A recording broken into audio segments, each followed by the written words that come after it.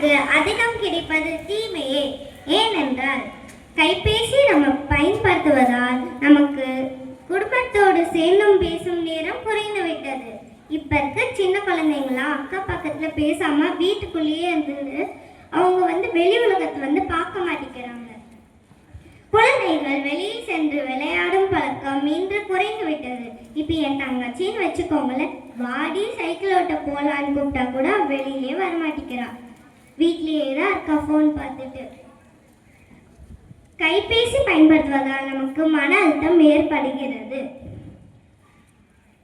குழந்தைங்க அது பார்க்காமலும் இருக்க முடியல, அது விடவும் முடியல. அவங்களால அவங்க அதுக்கு அடிமையாயிடுறாங்க. கைபேசி பயன்படுத்துவதால் நமக்கு தூக்கம் பாதிக்கப்படுகிறது. இப்ப இருக்க குழந்தைங்களாம் நைட்டு ஃபோன் பார்த்து லேட்டா தூங்குறதுனால அவங்க லேட்டா எல்லாமே பண்றாங்க, லேட்டா தான் எல்லாமே பண்றாங்க.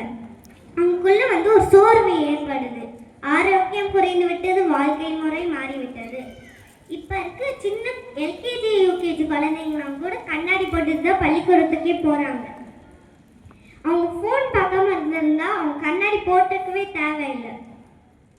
அனைவரின் கைகளில் ஏறிக்கொண்டான் நம்ம நாரா விரலாய் ஒட்டி கொண்டான். எனவே கைபேசியில் நமக்கு அதிகம் கிடைப்பது தீமையே.